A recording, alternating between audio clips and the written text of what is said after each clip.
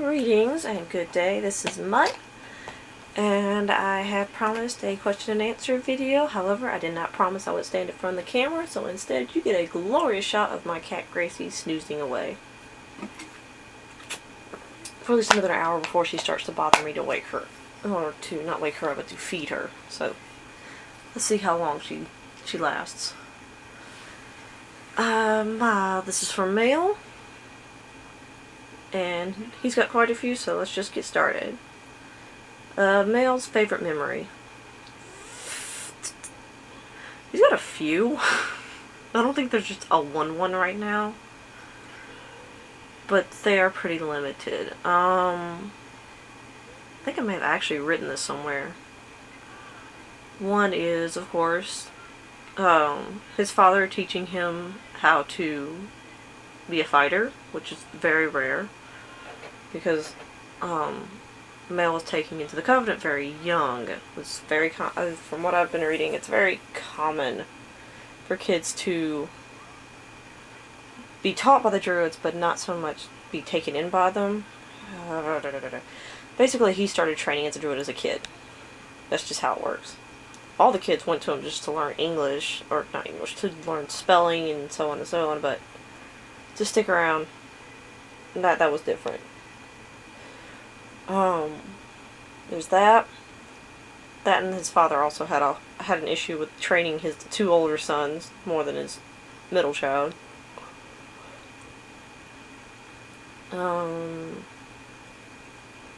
There is also just early memories with just hanging around his little sister. Back in the good old days. There's, of course, admitting to Marius that he loved him and actually not being turned away, because this could have easily ended badly. That could have been a crash and burn. That could have been a bad crash and burn if he had just messed it up. He could it's Mael. He can fuck up. He can fuck up easy. Love him, but he can fuck up. And of course, just getting Kinley. Kinley's been a good memory. But favorite, I think it'd be those. Nisha and Pandora kind of helping him out.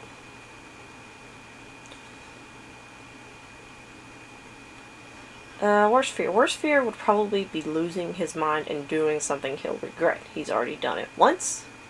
He's already lost family, so that kind of already crosses out a lot of worst fears. And the only other fear would be losing those closest to him. He's a fun little thin wire sometimes. Let's see. If there are any unspoken thoughts, words you felt you could never say to me. This is a question from Pandora. Hi, Pandora! Hi! Look at Gracie. She sleeps. Let's see. I guess one would be to apologize for any jealousy he's felt around here. I mean, come on. He wants to say he never feels jealousy, but if you asked him up front, he does. He tries not to. He's working on it. It didn't help him in the past, he feels. But he's still kind of a grumpy old man. I can't say the words old man. Ours is older than him. And he would just... He would not be happy to hear those words. So he's only 42 when he was changed. Come on now. Other than that, happy you're there.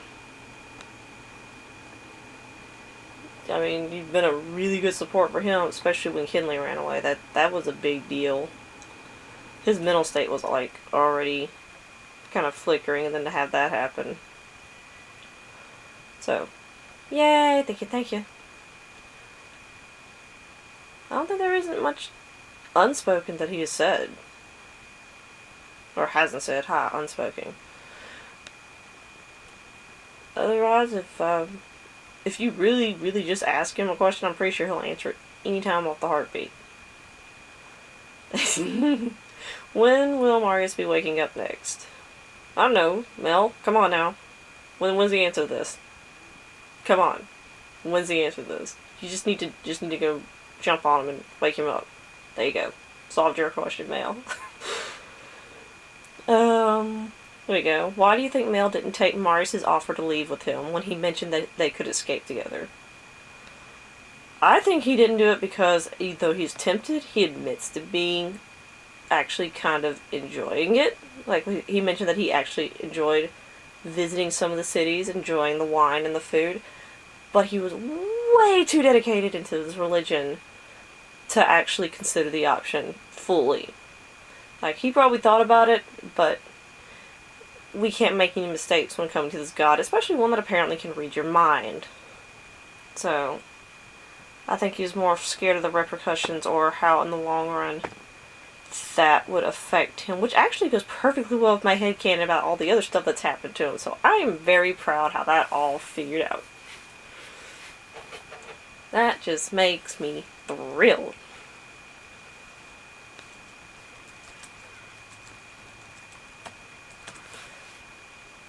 Let's see. I remember a point in time where Mael did nothing but sneer and glare at Marius and even tried to fight him. Do you think this was just because Marius pretty much brought his people to ruin, or do you think there was something deeper there? I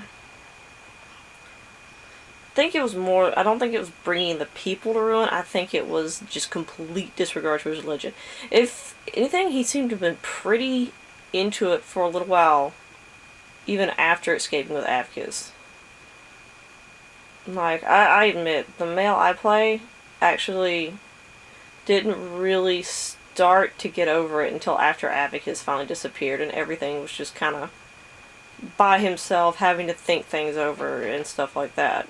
But, I mean, he even went to Kasha, and the way he reacted around here, he was doing hymns and shit like that in front of her, in front of Avicus and Marius, so obviously for a while, I mean, when it's that ingrained into him by this point, he did not want to, I guess he just couldn't get it out of the system easily. He just could not lose something that's been taught to him for so long that quickly. So, yeah, I think he was kind of PO'd that there was this guy that he thought would help save their, well, not really help save their people, who would act as a godlike figure, and then he winds up transforming into the god, and then the god runs away. That's not a good omen for anybody, is it? And he claims, I don't think he really claimed ruin, I think he just got mad because it also, I think there was one point where he actually accuses Marius of, like, tempting him and helping him to lose faith. When I think in all counts and purposes, that's Mael's own damn fault. And it's probably for the better. I don't think we need, like, human sacrifices out in the middle of the road right now. It's 2013, seems like a bad idea. Along those lines, why do you think he didn't ever fight Marius, even when he did still hate him? I really just kind of bump up Mael's angriness again. It's not that I want him to, like, leave. I just think it's funny to make him pissed off. Because really right now, Marius is probably the one person who could piss him off if he really tried to, and then at the same time get him to forgive him in like 30 seconds or less. It'd be hilarious. Why he didn't ever fight him? I think he actually tried to, I believe. There was, in Blood and Gold, he pulled out a weapon. He was ready to duke it out, but Avicus was the one who had to stand in the way because Avicus knew that Marius could kill him in a heartbeat. I don't think he did it very often, one, because Avicus always asked to, and this was at a period where Avicus, he basically adored his maker. He is fucking devoted to him. 1,000 years, folks. But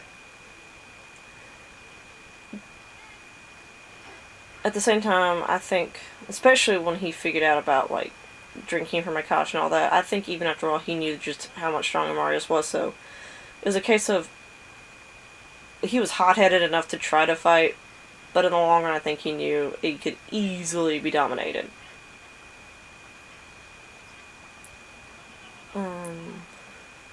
What is Mael's overall opinion of all that Akasha bullshit?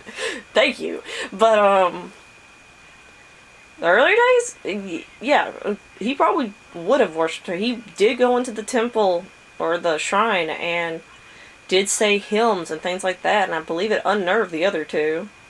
At first, he probably saw her as a goddess, but then as time went by, he seemed to have lost all interest in the religion up until, what is it called? The one with the veil. The one I've only read halfway through. I can't get through it. I'm sorry. I'm Baptist and it's still too religious for me. I don't even know what that says. Okay, I associate myself with baptism. I can't really say lecture. But near the end of it, especially when she was going around and killing them and all that, I think he might have equated that to like the Satan worshippers killing people who did not practice the way they did. And though it is kind of slightly hypocritical, because he used to sacrifice people just for his gods, but at this point, since it seemed, by Queen of the Damned, it seemed like that whole feeling was gone, and that, it just was that. It was just bullshit to him. I think he even looked like he really wanted to fight Akasha, then I was just like, oh, honey, she'll kill you. She'll kill you like Snapfinger, you're dead. That won't be hard. But brownie points. Brownie points, son. But yeah. But at this point, he just does now think it's bullshit. If she were to just suddenly arrive, it'd just be a whole new ballgame. Oh, well, look, we'll get to that question because it's coming up. If Mars were somehow out of the range, like zero possibilities, die, would Mael take interest in other beings? It's possible. He might. It'd take time. My personal headcanon for Mael is that he's a demisexual, which would make sense why he's able to attach himself so so strongly. I mean, like I said, 1,000 years with his maker, was willing to, like, even when it seemed like there were times where they did not necessarily get along very well. But, in other words, in order to be, like, really, really attracted to somebody, he has to be emotionally, like, attached to somebody. It's interesting. But I don't know when he would, or if he would. I feel like he would, and at the same time, the way I have him, it would take him some time. I just don't know how long that time would be. Or if he would even bother. By that point, it's just like, the voice is already bothering him enough. If Akasha were to return, how would Mael react? He'd be pissed. Not even gonna finish the question almost. He'd be pissed. He'd be very aggressive. He'd be very on edge. He'd wonder what she'd want, what she'd have to say. He's already seen what she's been capable of. He already knew what she tried to do before. He'd be on edge. He'd be worried that she would go after, like, the ones that her former watchers, Pandora or Marius, and God forbid, he would just...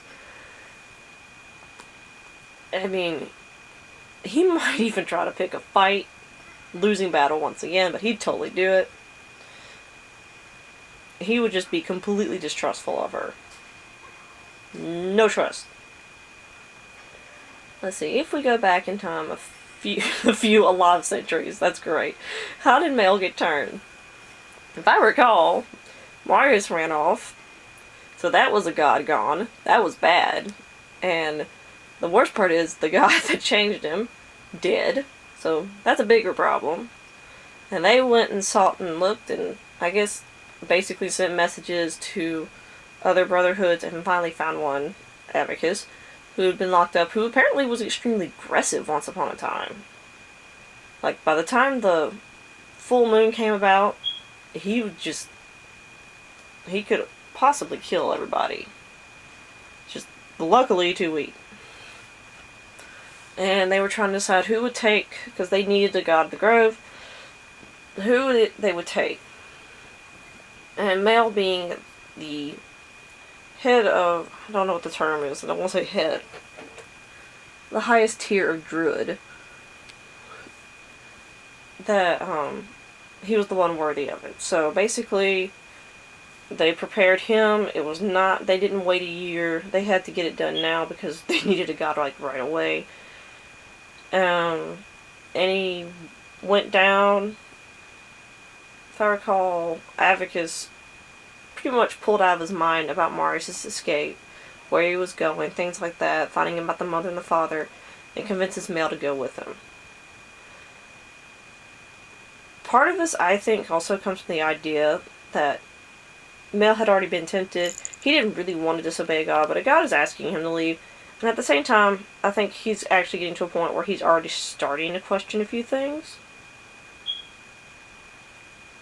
And so it just came a little natural to leave. And obviously he did have feelings for Abacus, which made it easier for him to stick around with him. What exactly makes Mael and Arzur's relationship so hostile?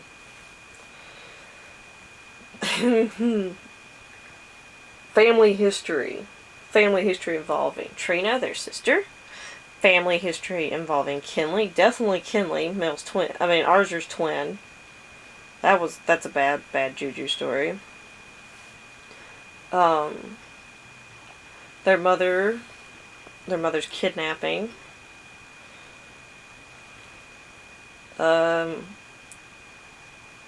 Arzur kind of partially blames Mael for the death of their father. Arzur likes to blame people. Well, it's not like he just always points fingers. Is what it is when he gets mad, he just points to the nearest source, and usually that source is Mael. He just doesn't do it to everybody. He just does it to the one person he's used to blaming. Because he's the youngest, he should know better, but he obviously doesn't, so he takes the hit.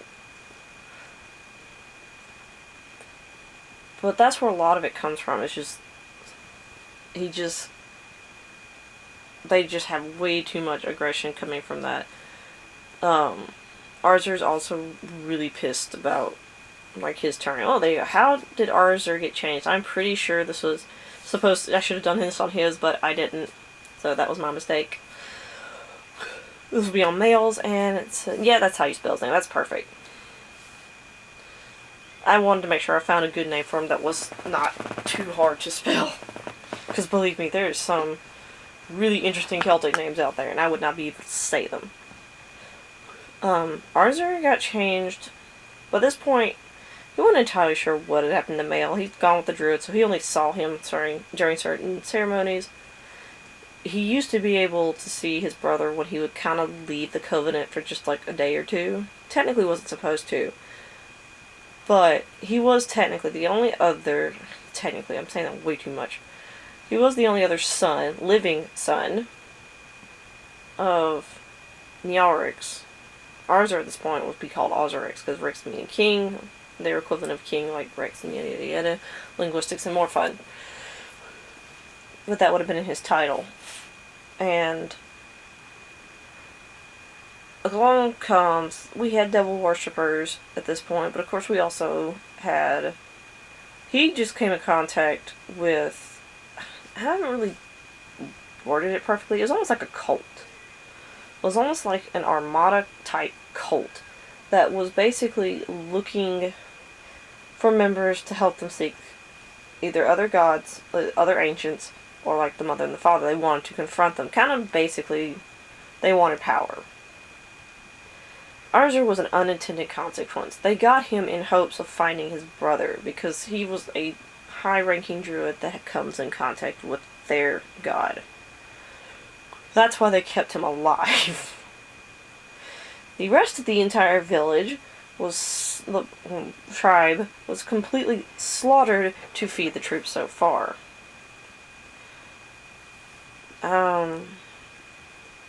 Arzur wasn't supposed to get away when he was turned. He just happened to, because he was weak, but they were weaker because they'd been traveling too far without drinking. A lot of them were new fledglings, and he just, fight and flight mode just kicked in right at this point, and he just took off. And thankfully none of the older ones really went after him. It's something they wanted, but he wasn't important enough. And there's no way he just blames on Mael when he finds out about this.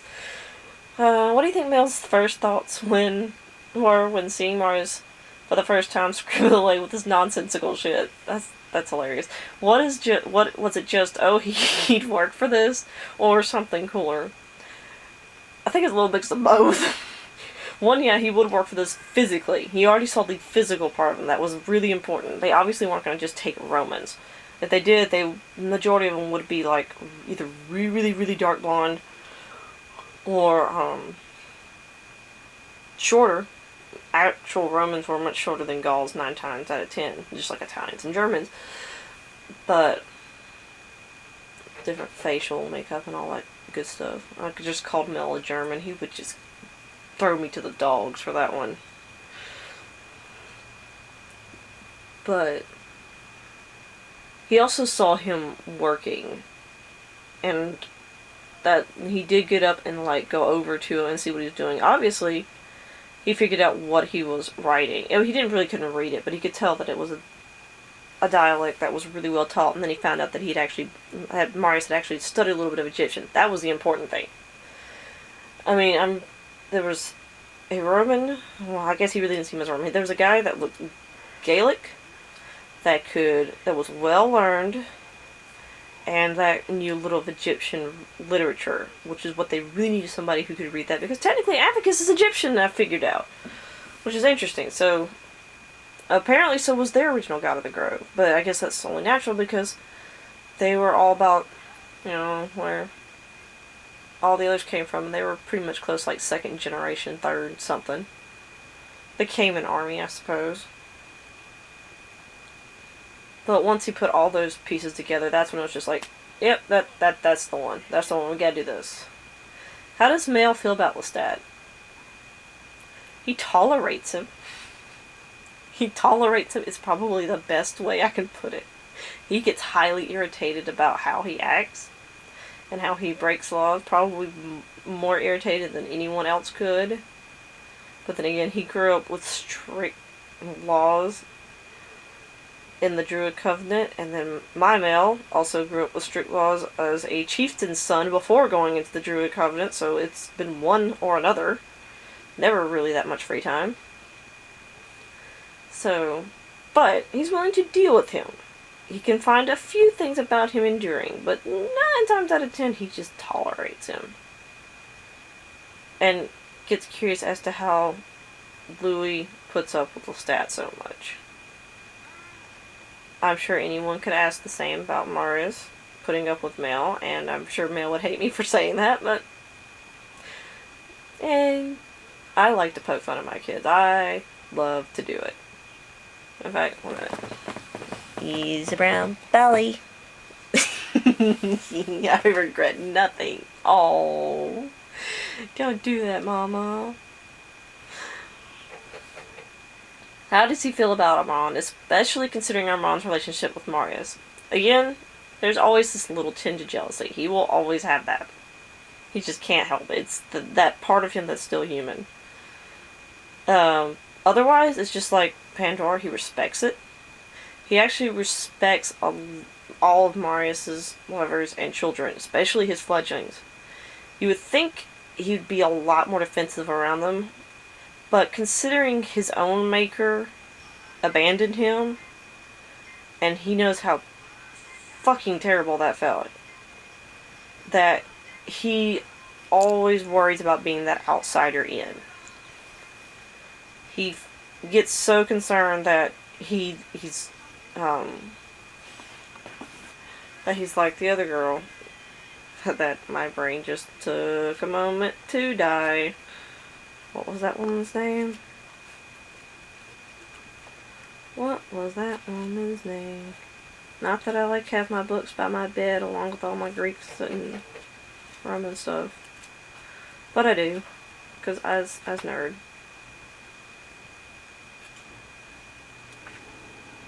What the hell was your name?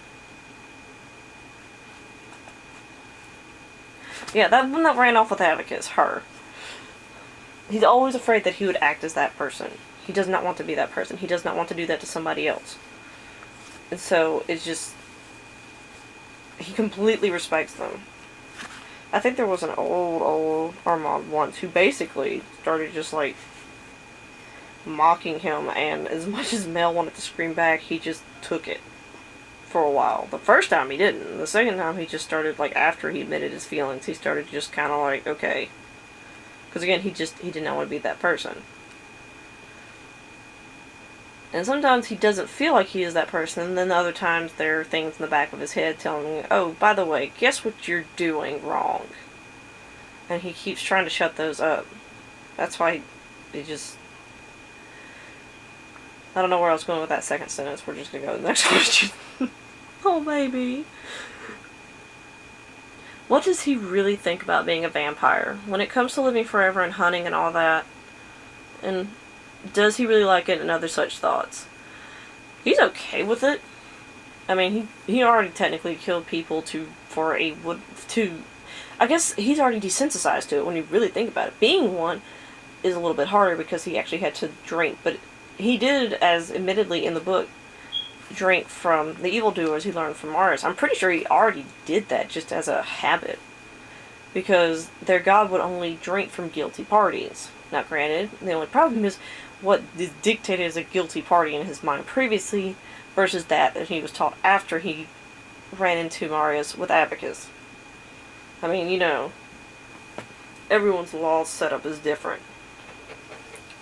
So, I think the only thing that's hardest for him is living a long time. Although apparently he wanders alone for quite a bit at some point. And it doesn't bother him, so I guess he can do that. The hunting, again, it's just who he's hunting. I don't know if he likes it, I think he just accepts it. It's like, by this point, it's 2,000 years in, what difference does it make? As long as he doesn't do anything crazy, like go on a mad, like give in to the hallucinations and voices and go on a mad slaughtering speed of everybody in the entire, like, village. By that point, I don't know what he'd do. Well, that's kind of a small idea, but it's not a friendly thought. Does he ever get curious about human food, drinks, and try to drink them?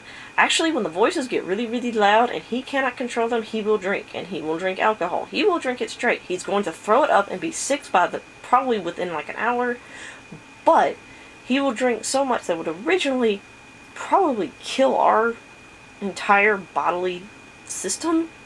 But it'll actually make him drunk temporarily. I believe this can happen. The problem is, it does not come without ill effect. And that is, he will get sick from it. He's not supposed to consume it, but he does. It's very rare. It's funny because he gets drunk first, and it's hilarious to play him drunk. Unless he gets blackout drunk, and then at that point, he's not really funny as he is depressed, and he's not trying to think anymore. That's when the voices or the images are their loudest, including the one voice. Always titled The One Voice. Believe it or not, the one voice has a name. It has had a name since 2 weeks after I created him. Sort of my own personal inside joke. Or inside story. But the whole background and the story behind the one voice's name and all that jazz was agreed to myself to never be mentioned on his actual Tumblr site. It's actually an entirely different site. That's personally RP related, not it's messed up. Just know that, yeah, he does drink. He hasn't tried to eat human food. I don't think he could do it. But yeah, he does try human drink, but very rarely, very, very rarely, and it just depends on his mood. He's drunk blood from drunks before. That's kind of done it a kick too, without the necessary whiplash of being, like, sick. So yeah, that's all you have to really know about why and what he does. Does he hate all Romans or just Marius? You know, from way back when. He actually used to hate all Romans. That was just basically ingrained in him. He actually likes Greeks, not so much Romans, but then again, it was actually shown that a lot of Celtic people traded with Greeks, which is why their religious system is almost identical, as well as the fact that it has been proven that some Celtic tribes could speak Greek, mainly an older dialect. So he and Patrick could probably talk like crazy. Drive me nuts. He just got, of course, wound up hating Marius at first because he was a guy who did not accept the gift that was given to him. Here's a guy who basically just threw it out the window. Or more importantly, who learned everything and then just ran and stole it, in a sense. And that's just not how it is. The Druid Covenant is to stay in the group. It is to stay here. It is not to go anywhere. So, that was kind of a slap in the face, an insult. Arthur, however, does hate all Romans. Oh, I take that back. He hates all but 2. There are 2 Romans in his life that he can never say he hates. He will never... He's not said this out loud. Mael's completely aware of it. And he kinda hates Marius, but he only hates him because he's around his brother. Despite the fact that he hates Mael too, he hates Romans more, which is just... Arthur just needs a slap in the face one day. Just straight up. Or a slug across the cheek. Anybody wants to volunteer? I love him, but anybody wants to volunteer? Other than that, Mael's not so much against them anymore. Because, again, that's in the past. And his lover is Roman. That just kind of would be a little hypocritical on his part. And he hasn't really seen any other Romans past Pandora. Let's see. How do you think his feelings for Marius really came to be, going from hatred to what they are now?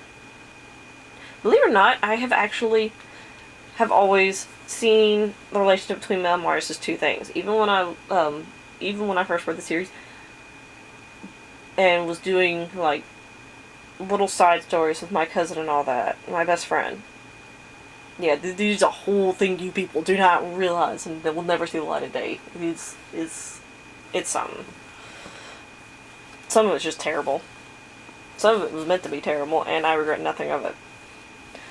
I've always seen them as either as lovers, that could either easily fall into the category as lovers, or easily fall into the category as like really good friends, like brothers that just piss each other off every now and then. I love both. How did this particular Mael get his feelings? It did start as hatred. It went from a lot of hatred. Because, like, as stated, disrespected his religion, stole all the information, disappeared, basically helped him start questioning his own faith, if it had any worth, if it was even a valid religion. There was just a lot of things, because Marius used to talk to him back while Mael was trying to talk to him, supposedly teaching these things. I think I actually found a fanfic about that. It was kind of funny. Hot and funny at the same time. It's just a whole different story. But, went from that. And then, of course, when he had Abacus, he was just big jealous puppy the entire time. This was don't touch mine. And look where that got him. After that, I don't know. I guess I really used to have the answer to this. It takes me a moment to remember it. Part of it was, I think, actually probably started a little bit before when he was still with Abacus.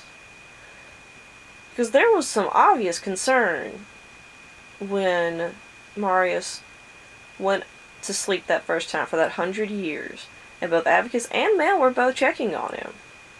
And I think there was always a thankfulness to that one time Marius came and helped him after he got his head cut off. I mean, he was always technically in debt to that. Or I feel like he believes he was in debt to that. And then just from that moment, and then realizing that he was obviously concerned. I mean, this is somebody you've known for quite a while. It first starts with acquaintanceship. And realizing, and then over time, even after Abacus left, he wound up finding Marius in his home. And he was actually really, really friendly in the book about that. He's kind of a dick in some statements, but it was, and I laughed. I kid you not. That's when I actually started to like Mael was through Blood and Gold, and then I went back and reread the old books, and then I realized there's some things in the old books I really liked about him then too.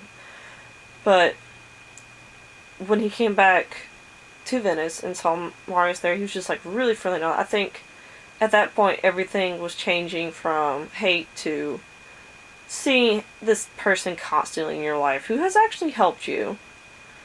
Who does argue with you, but it's kind of fun, I think. I think there was a little bit of fun to it in that story. It's almost like a comfortable occurrence to have this push and pull and tease back and forth. And then it just kept growing. He just kept seeing him, or he kept hearing from him, or he kept hearing about him. This guy had saved his life twice. He was just someone he could always, I guess, if he really thought to look for him, he could rely on. Because he technically did look for him that one time. Possibly twice. It actually always made me kind of laugh to read in Queen of the Damned that he was watching Jesse and then came and figured it out that he really, really actually wanted to go help the others find Marius. That like the statement caught him off guard so much. Like when Cayman mentioned that the others were headed that way, that he's like literally, he actually blushes, and that makes me laugh even harder just to think the idea that I have a vampire that actually blushes like a human being. Oh, the over emotional child. But he just, I guess it's just, you see that person every day, and they either become your best friend, your worst enemy, or you fall in love with them. It is a cliche romance story when you put it that way, but I think that's how mine came about. Is that it started off as anger and hatred and slowly letting go of it, although there's always was a little bit a while that kept trying to poke up to say that this is still his fault, but at the same time, this guy is this constant thing in his life, and he hasn't exactly been a bad thing, he's actually been a pretty good thing. And it doesn't help that he's really attractive. But then there were times, for every time that he got really mad, there were times where he was really comfortable with him. I mean, even back when he had him as a captive, I'm sure the conversations they had were pretty nice at times. And so it slowly built on top of it. And the only thing is that after having been thrown aside by his maker and then falling for somebody who he kept arguing with, it took him a while to even just come out and be honest with himself that he liked him, that he loved him, and that to even harder to mention it to him. Because it's like, well, good job, Mel, you've been a dick this whole time. Guess who likes that?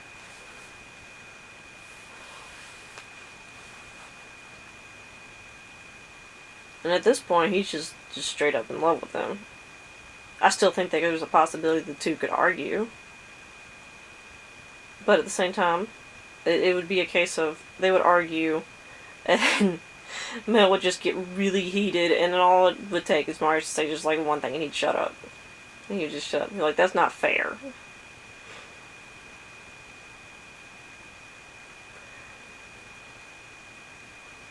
At any point, did Mel ever... Yeah. Do you ever feel like Marius deserved the terrible things that happened because of what Marius did to his people, or is that yearning for revenge just non-existent? Once upon a time, yeah. In the really, really early days, when, in the earliest days, he definitely would have. He would have been thrilled. In some of the later days, there was a mixture, because there's still a mixture of this anger at him and this mixture of acceptance. Kind of like, well, he kind of didn't, but he kind of did. Because he still did this to me. He didn't do this to me. What's funny is that he actually more makes the blame sound like it was something that he did against him, not that he did against his people. Which I guess could go back to the other thing about how he started to fall for him, because it's how, like, you didn't hurt my, wasn't so much that you hurt the people that you didn't hurt the people that worshipped with me. You hurt me personally.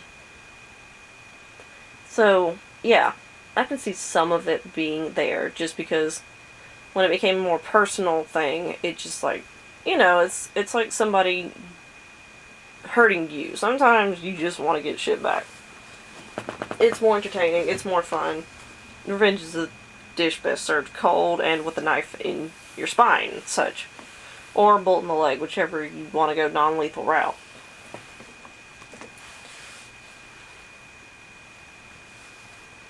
But, and now, if you asked him now, he would just be completely flustered and embarrassed. He'd be like, well, actually, he wouldn't really lie that well. Because he would just feel really terrible that he did feel that way sometimes. What languages does Mael speak? Gaelic? Or, as I've been using, Irish? Because this is kind of close, it would have been more of an Irish-Scottish. The actual language itself, I think, has been forgotten for the most part, the real language. He knows a little bit of French, because the region that he was, the Gaelic region that he was actually turning into France. He does not like to think that he's possibly associated with the stat. I would not bring that up. He does know a little German. He does know some German because they were near a German tribe. His father has done business with the German tribe. Cannot stand Germans. Cannot stand. It's really, really funny.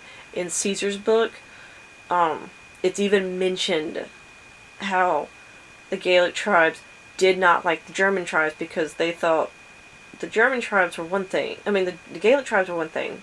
They did have an order. They did have a system. It just wasn't Roman. The German tribes were apparently wild, unruly, and hellions on the face of the earth. It's hilarious. I've actually been tempted to make a German character just because I wanted to make a party boy. They were basically ancient frat boys is what he made them sound like, but I'm pretty sure they're not. I have yet to really research Germans. Greek, he speaks Greek. Basically the old dialect. He's kind of picking up the new dialect. He knows a little bit of Latin. It was mentioned in the Vampire Stat that he does know Latin. He's just not very strong. Very accented. He's very choosy with his words. Even now he still has a problem with it. Probably just little bits and pieces where he's been traveling. He knows a little bit of Spanish from Spain. English. English is a language. I don't know. But probably a little bit of Italian. He must have known Italian if he just up and came into Venice and I don't know, it didn't say he talked to anybody. Romanian. Of course, if you know a Latin tongue, it's easy to learn these. I could totally cue you. Q&A on that one.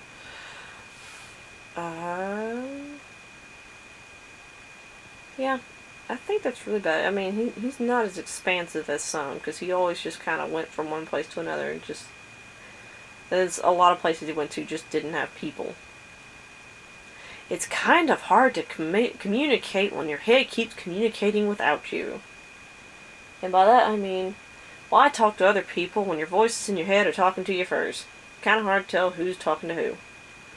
That was a bad joke, and I don't care.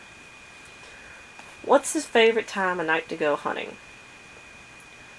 Probably right at the end of dusk. He sometimes has trouble sleeping because of his mental issues. He doesn't like my Mael personally. I could go on a whole new tangent on how I can make this canon, but I'm just gonna leave that out. But yeah, right after, because he'll still be awake sometimes. He might go 2 or 3 days without. He'll go lay in bed. He will curl up by Marius. He may not go to sleep, but he just likes the feeling of having him close. So yeah, he'll do that. But that's usually his favorite time. It also is a good time to take Kinley out, because Kinley starts doing this dog thing about, I want to go now. Otherwise, the wolf is just asleep in the gardens, will not move. Or usually in the middle of the night if he chooses to travel. See others. So that's, yeah, about those 2 times. That's if he goes. Let's see. Does he prefer biting or being bitten? The better question is, who's on top at the moment? This has just got dirty, and I don't care. But no, he likes the idea of being the biter because he thinks he's this big old macho, dominating guy sometimes. But if he were to say, if he were just suddenly just pulled in and bitten, or pushed up and bitten, or something like that, if you just basically got a hold of him, he would not resist at all. He acts like he would, but he would not. And he really does like just being bitten. He just doesn't say it a lot. But he really does like both, because he does have enough of that temper. I need to play up his temper more. Even if it's just when he gets just slightly pissy. I think it would be funny.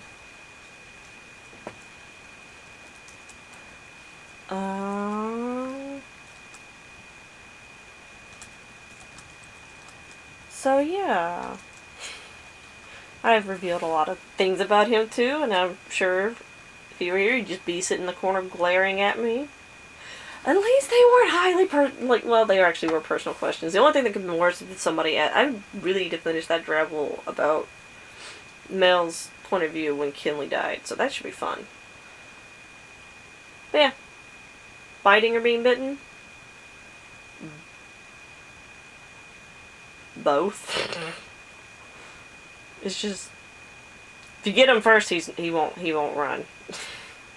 If he gets you first, then that's that. And I love the comment that follows behind it. That's just hilarious. Alright, I think that's it for him. I swear to God, he and Patro had the longest videos.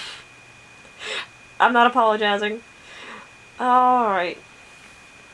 Well, as you can see, my spokes cat is tired. So good night.